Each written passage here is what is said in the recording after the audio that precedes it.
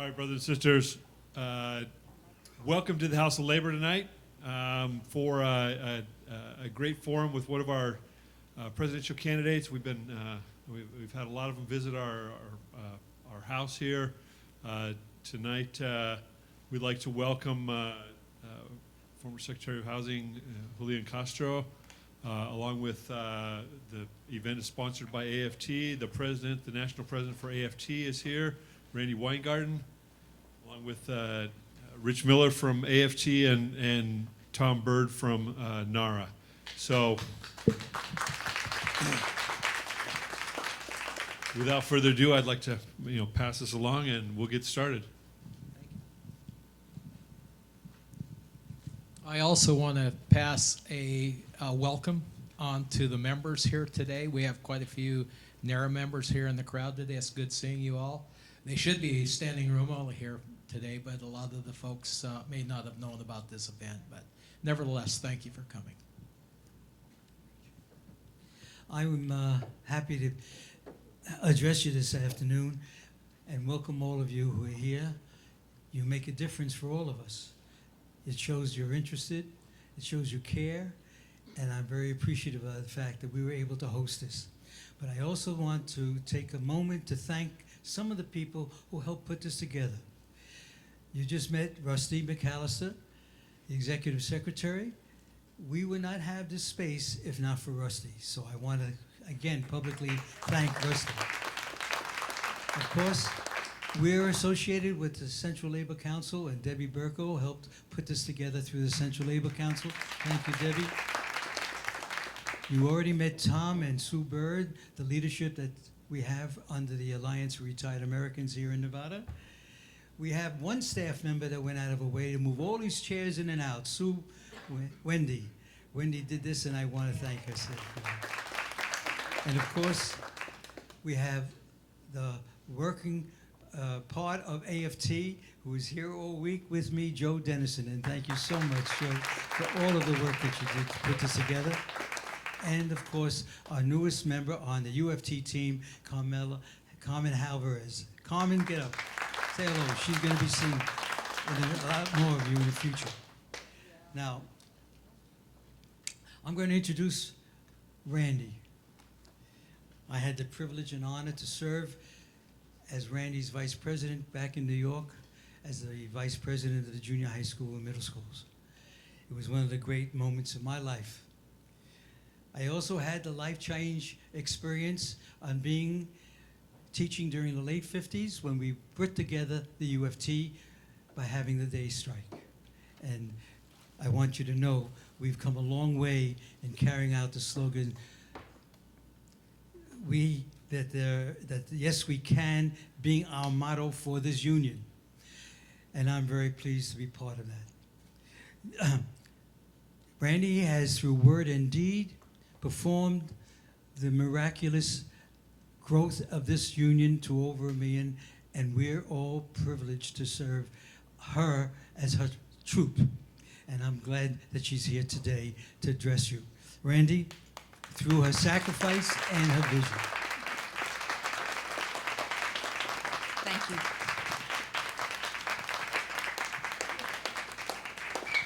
So I am going to be short.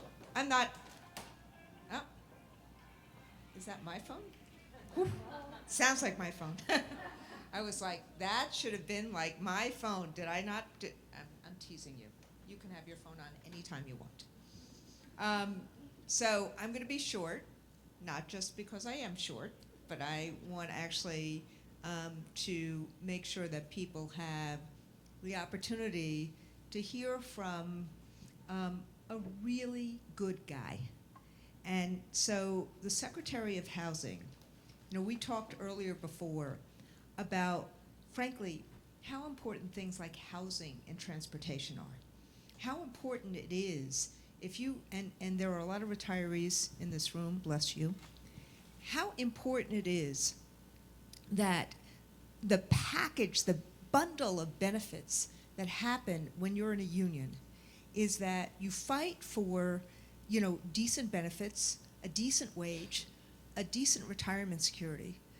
But if you don't have transportation to and from places, particularly if you're retired and you don't drive anymore, what's going to happen? If you don't have decent housing, like if the elevators are not working in a building and you're on the 6th floor, the 7th floor, what is going to happen? This is something that this man, Secretary Castro, has thought about for a long time. It's not just that he was the Secretary of Housing and Urban Development.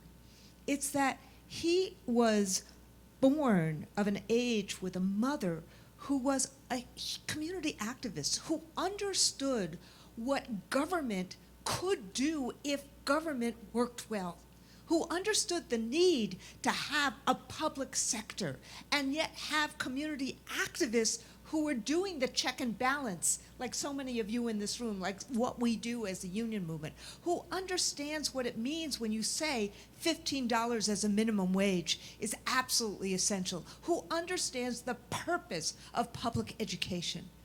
That's who Julián Castro is. But it's more. And in a moment of time like this, and Richie knows that I'm going to go here, we are a nation of immigrants. How many of us have relatives, parents, ourselves, parents, grandparents, great-parents, who came from another place? Is there anyone in this room that doesn't have someone who came from another place? And frankly, if we come from another place, if we are strangers in our own land when we first start, what makes us any different than immigrants who are coming today, other than maybe the laws have changed? And this candidate for president was, everybody sees the poll, everybody knows, oh no, don't touch immigration. This candidate was the first one who says, no, we actually have to treat immigrants like human beings. Just like we have to make sure we take on other of these third rail issues. And we don't allow the fear and the division in this country to become the norm, as it is every single day, as we're in the middle of the focus on impeachment with a president who doesn't seem to know the difference between truth and fiction, or who decides not to use it or use the difference. Yes, we need to talk about kitchen table issues, like making sure we have health care, like making sure we have public education, like making sure we have retirement security. But we also need to talk about what's happening in this country. And I, for one, as I introduce the Secretary, am very grateful to you that you have made your candidacy about making sure we see that North Star for what America ought to be. Thank you, Secretary Julián Castro.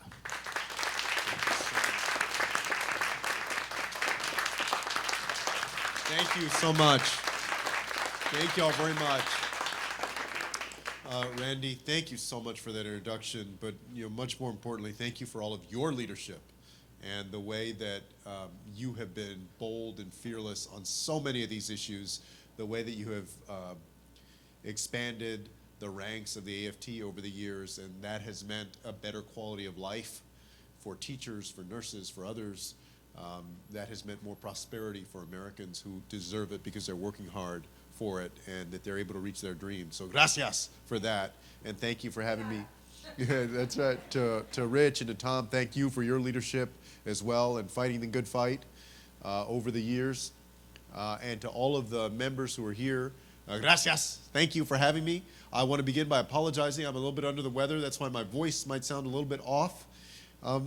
I just wanted to spend a couple of minutes telling you a little bit about myself and why I'm running, and maybe connect the dots of the issues that I know we're going to discuss, and then save most of the time to answer questions that folks have. I grew up with a twin brother, Joaquin. Some of y'all may have seen my twin brother.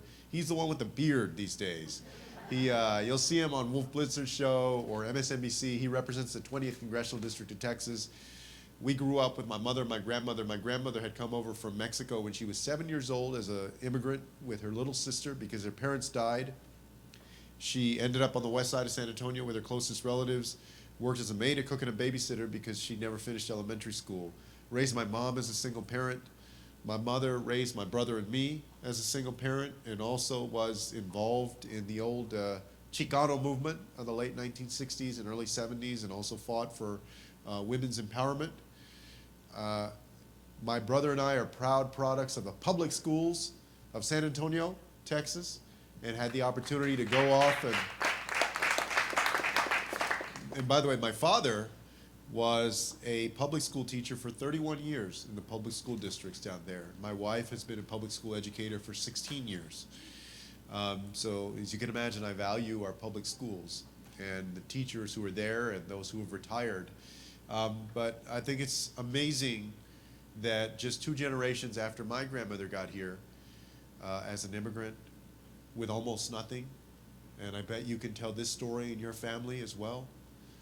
Just 2 generations later, one of her grandsons is serving in the United States Congress in the neighborhood, for the neighborhood that she came to in 1922, and the other one is here asking for your support to be president of the United States of America.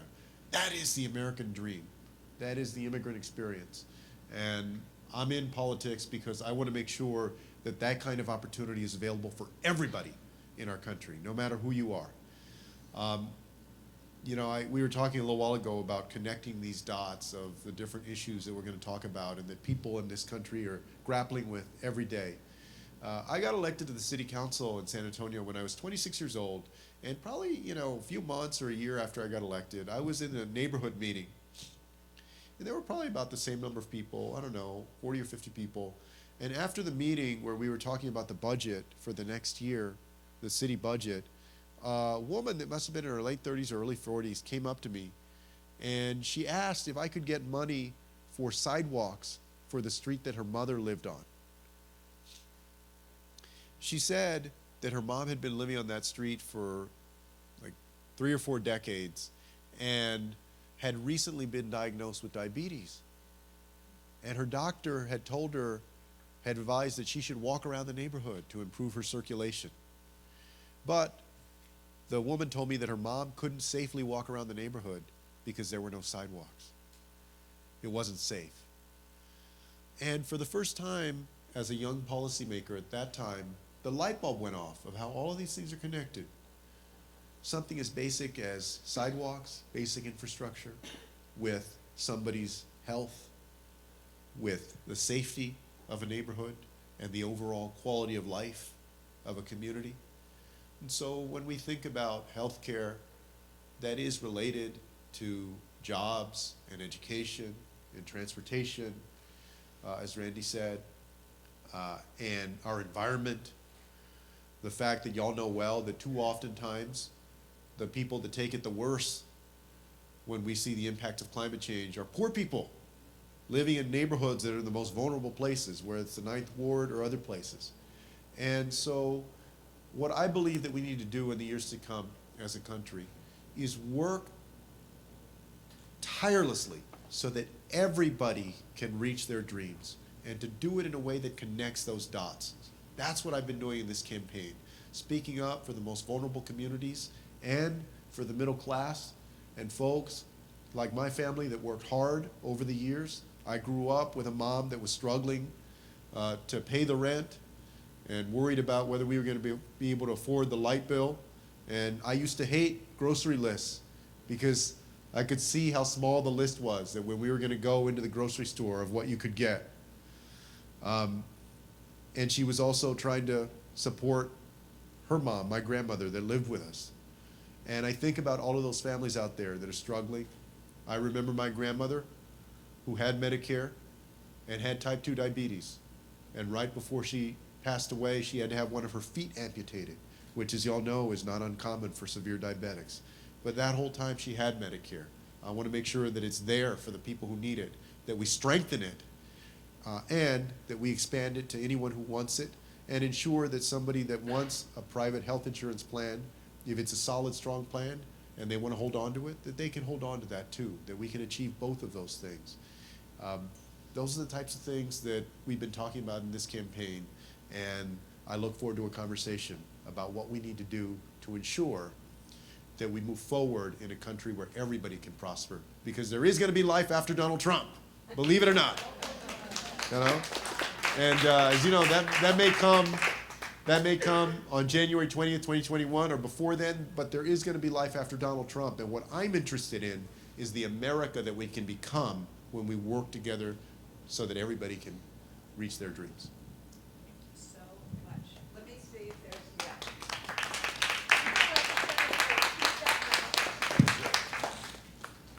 Let me have this one and I'll share with everybody else. I do want to say though today, let's have a prayer and some thoughts and good thoughts for Bernie Sanders, who's, been hospitalized and had a couple of stents put in. And let's hope that he can get back to the trail as soon as he is healthy enough to do so. So what Secretary Castro didn't tell you yet is that he also has a really good plan in terms of public education. I know there's some questions, and also there's questions from the social media sphere, the Twitter sphere. Is that the right word to say? Twitter sphere, tweeter sphere, Twitterverse. Did I get it? Twitterverse. You can tell I'm 61 years old. He also put out a really great labor plan yesterday. So I just want to make sure that people know this, so that if they want to ask questions on any issue, and these are the ground rules. For the next several minutes, this is our 9th town hall. And there are lots of organizations that basically do, and Giffords did one today, where they have a lot of candidates that do a forum. People come, sit for 15 minutes with a moderator, and then a couple of people get to ask questions. We've actually decided in this beginning stages of the presidential process to do it a little differently. We've actually thought, let's have these town halls FaceTime live or live streamed, so that all of our members can see them, sometimes at the same time as you're here, sometimes later on, depending upon the technology. And that we also, several days before town hall, we tell people that we're going to do it. So I have a whole list of questions from the Twitter sphere, or the Twitter universe, or the Facebook universe, or whatever, of people who have other questions. But we start with the questions of people in the room. And we've tried to have these all different places in the country, so that and with targeting different audiences, so that we could actually get an audience of retirees, or an audience of healthcare providers, or an audience of educators, to make sure that we could actually really get to people's different questions. And then all of this is on our website in terms of AFTVotes, so any member can see it at any time, any of these town halls. So now it's your turn. Now I told you what the what the context is, and the ground rules are any question. Only thing you have to do is tell us your name and direct it to the secretary, unless you direct it to me. George Addison from the UFT, Secretary Castro. I have a lot of questions, but most prevalent on my mind is the law that was recently put in place regarding the homeless here in Las Vegas, and what that means in terms of homelessness in this country. And it seems to me that for me, that law seems to make being homeless kind of criminalized. And housing is an issue. And many homeless people are also mentally ill. So it's a very complex issue. But how do we address the homeless and the mental ill issue that is going on in this country that has to do with the mass shootings, homelessness, and that's at least 40% of the jail population? Thank you very much for the question. Earlier today I had the opportunity to join some protesters outside of City Hall who were protesting this ordinance that the Las Vegas City Council was going to consider to basically criminalize homelessness. This ordinance would say that on nights when there is vacancy at their courtyard, an outdoor courtyard that homeless people can go and sleep in Las Vegas, if there's vacancy there and they find somebody sleeping in the right-of-way, then it's a crime. They can be cited for actually sleeping in the right-of-way. Under the theory that they should have gone, they should be able to go find a place at the courtyard. What I said today was that I'm not going to criminalize desperation. I've said this with regard to homeless. I've said this with regard to immigrants. We're not going to make desperation a crime. What we should be doing is we should be working to make sure that they have suitable permanent housing as well as the supportive services that they need. And this goes directly to your point about mental health care. During this campaign, I have called time and again for us to end this distinction between physical health care and mental health care and to invest in mental health care. And I'm proud that in the Obama administration that we were able to reduce veteran homelessness by 47% between 2010 and 2016. And part of the reason for that is because we focused on policies that work. A housing first approach with permanent supportive services, things like coordinated entry and other policies. And the irony of this is that Las Vegas was actually one of the communities that achieved functional zero on veteran homelessness. We came here to celebrate that they had reached functional zero on veteran homelessness. Now, that's not every type of homelessness, but that's a huge deal, and with a community that deserves to get those services and that housing. I have proposed a plan that would eliminate homelessness in our country by 2028 by making the investments that we need to make to both build additional permanent housing, provide for supportive services, and also get housing choice vouchers into the hands of people that need it. Right? I would actually make the housing choice voucher program an entitlement program so that if you make less than 50% of the area median income, you would be able to get a housing choice voucher. On top of that, I've called for, in our tax code, creating a refundable renter's tax credit. The rent is going through the roof in a lot of these places. I'm sure y'all see that in your own communities. And it's not only in the big usual suspect cities like New York or San Francisco or Chicago, but also here in Vegas, in small towns in Texas, in Iowa, where of course I've been a lot. A refundable renter's tax credit, as well as creating more units, would help ensure that people have a safe, decent, affordable place to live. I see housing as a human right, and I want to make sure that everybody has a place to live. Thank you. Any questions on this side before I get back to the middle? I'll go 1, 2, back. Tell us your name, too. My name is Fran Almaraz. Thank you for coming, Secretary. I am a retiree. I belong to NARA. I also serve in the 10th Senate District as on the Silver-Haired Legislative Forum.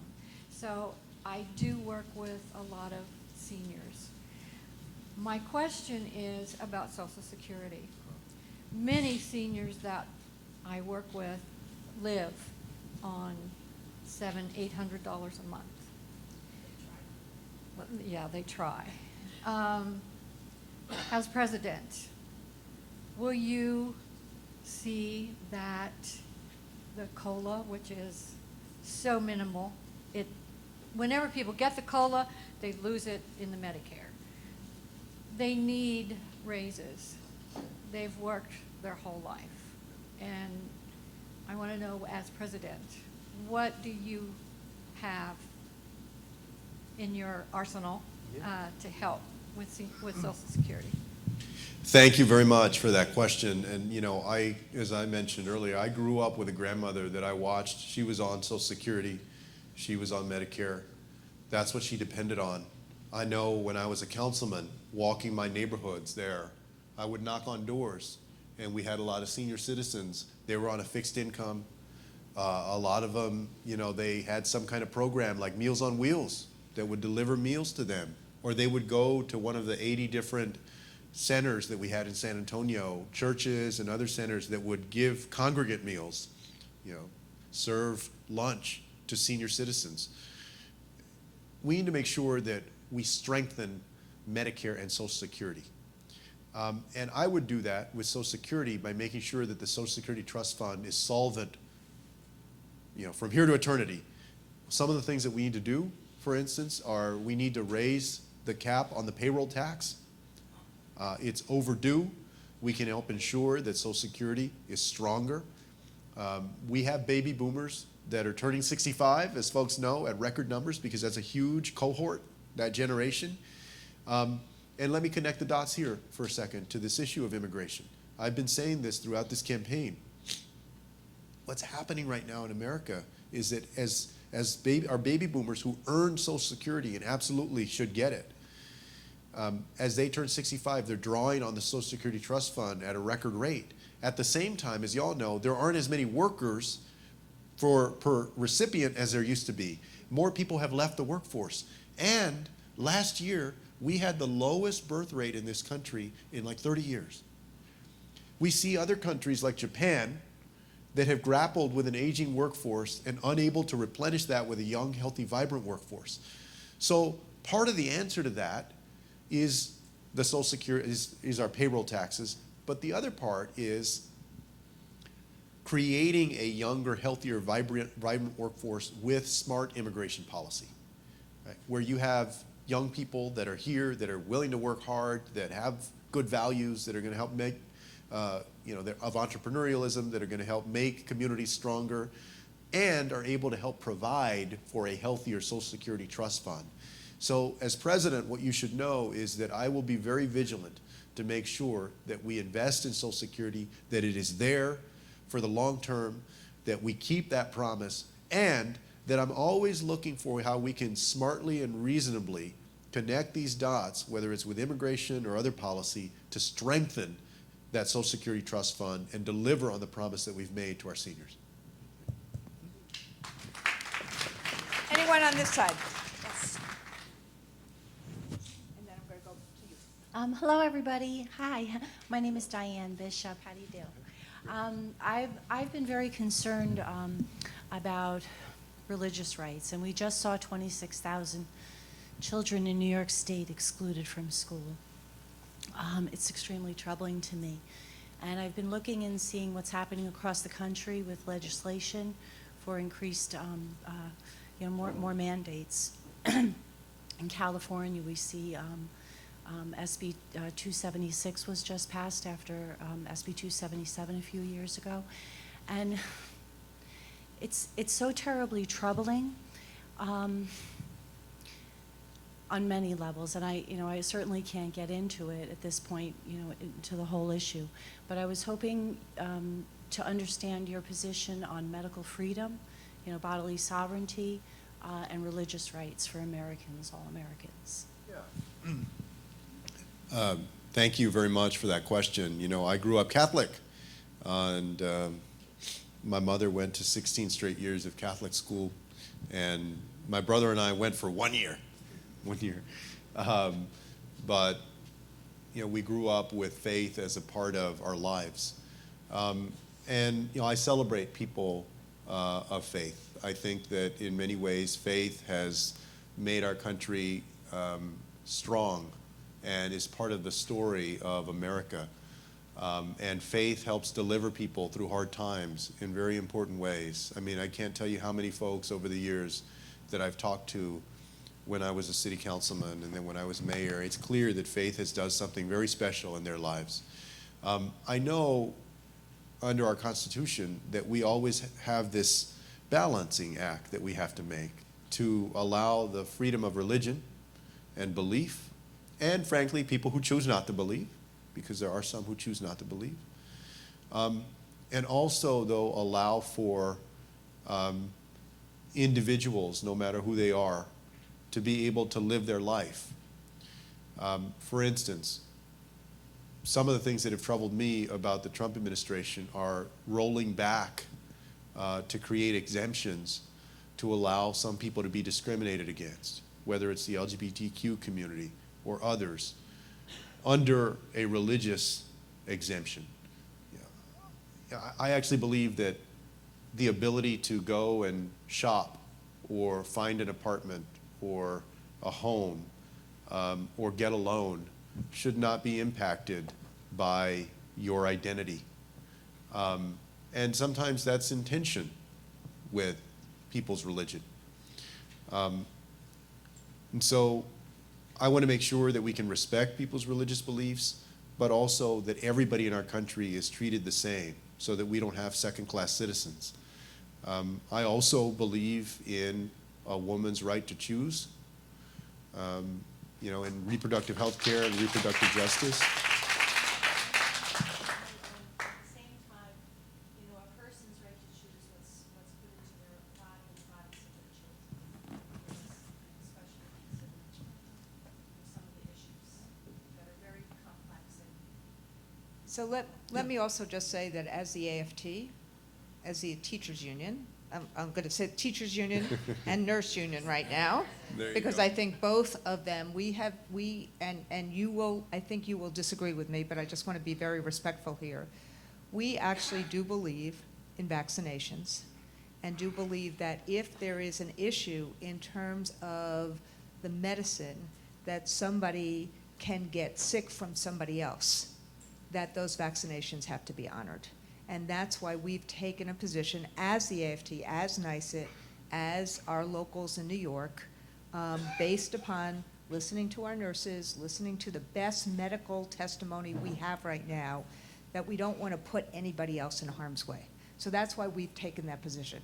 We understand that people as parents have a right not to vaccinate, but we have said that if people are going to be in schools with other children and other children can get sick, we have said that those have to be vaccinated. So I just want to just say where we are as a union, not just have Well, fun.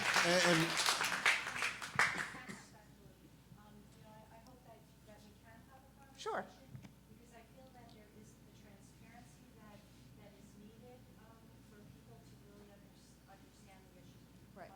It's- But I don't want to, but we should have that conversation within our union, which I just want to give other people the opportunity to ask more questions. Is that okay? And thank you, Thanks. but also I owe you an answer directly on that question, and that reflects my thinking on this issue too, about children being in school. As a parent, I certainly understand and respect the individual parenting decisions that a mother or father would make. But I also think when you have a situation where kids are in school, I want to make sure that my kids are safe when they go to school and they're not going to be subjected to illnesses that we could take care of with an effective vaccination. So I think I owe you my answer, and I wanted to give you my answer on that as well. Sure. And we will, and you should give us, after the town hall, give us your name, and let's have a constant conversation about this, because we can always learn from each other. Thank you. Thank you for the question. Thank you for the question.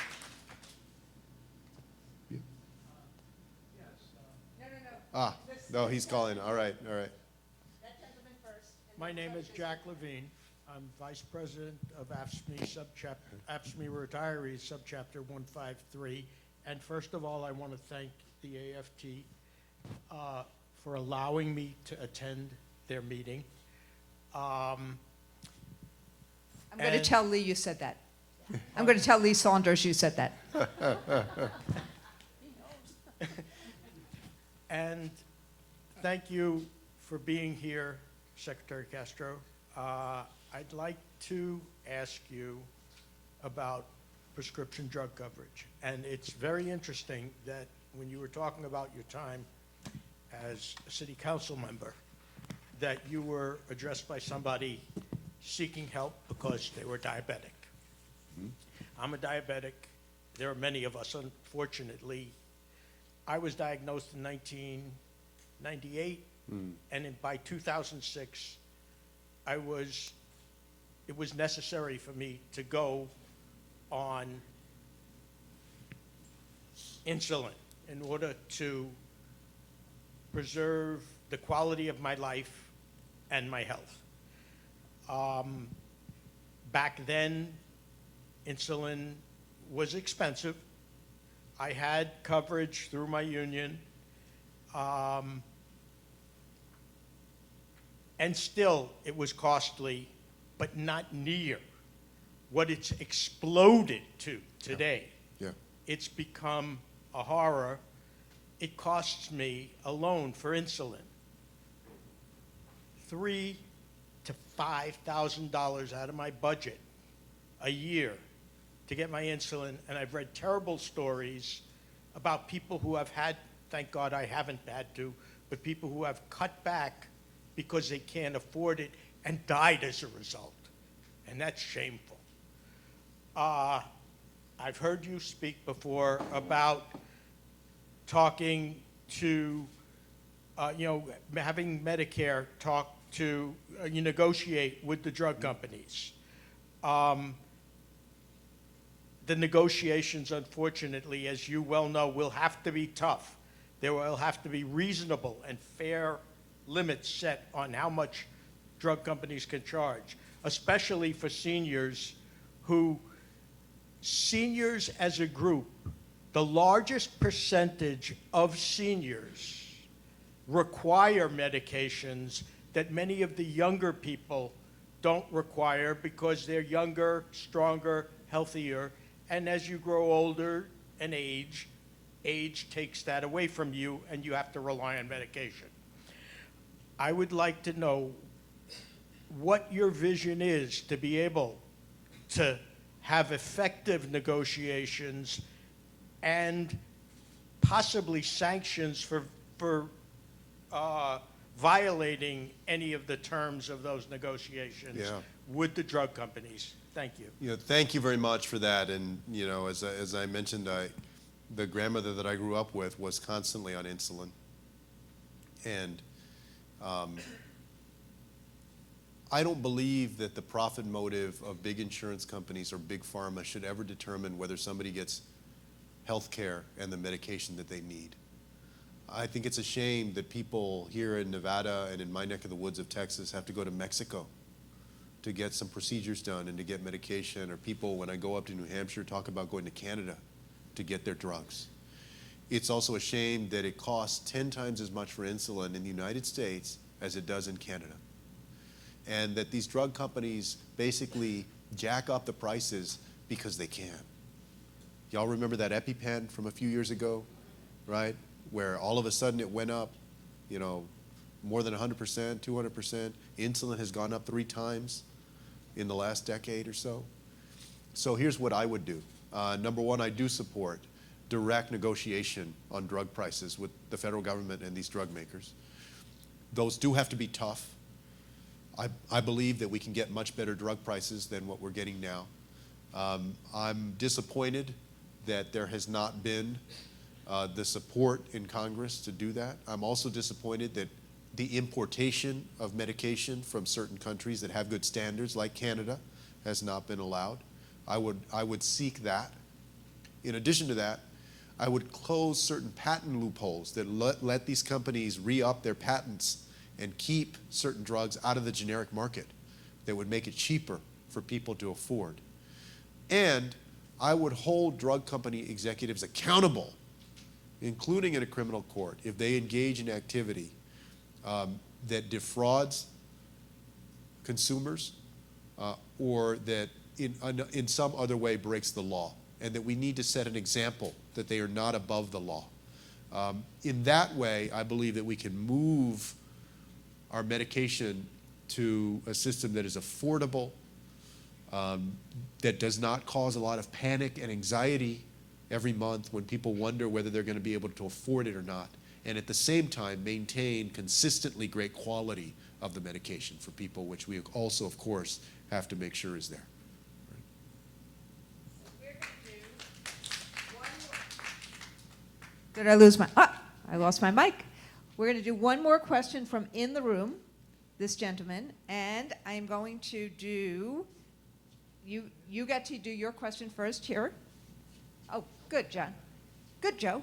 And then I just want to make sure that we do one question from the Twitter sphere, because we've gotten questions about, the high cost of higher ed, public schooling funding, charter funding, climate change. But there's one question from here, from John Hamilton, if you're listening from Portland, Oregon, that we're going to ask. But you first, sir.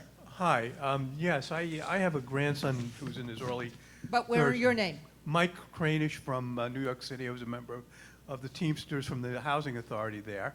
And I have one question.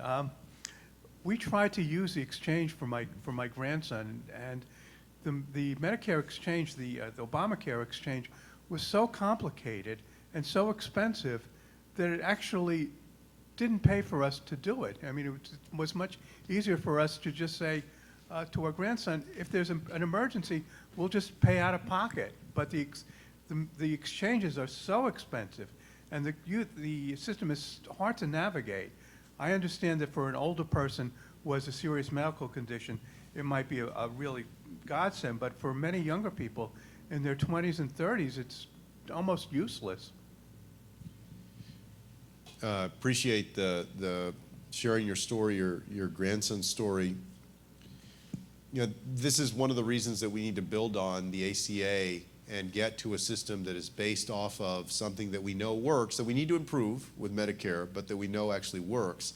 And I'm very proud of what President Obama was able to accomplish. I mean, 7 presidents before him had tried some form of expanding health care, and Barack Obama was able to get it done. And you know, that in and of itself is a spectacular accomplishment and has improved the lives of so many people. But you're correct in the sense, of course, that it's you know, the system is far from perfect. It is still unaffordable to some people. And the hope, or what we're working toward, and we had this conversation on the debate stage in Houston in a lively way, is I want to make sure that every single person is covered. And I see our system, the system that I would like to pursue, as Medicare being the default. A stronger Medicare system that is the default, where somebody has a private option if they want that option of a strong health care, private health insurance plan, and that people are automatically enrolled in the public Medicare plan. When you're born, if you lose your job, if you have no other insurance, in other words, folks right now that have to buy off of the exchanges would automatically, without no question, they would automatically be enrolled in a Medicare-based plan. I see that as a way to make it very affordable with good health care and ensure that it covers every single person in this country. Okay.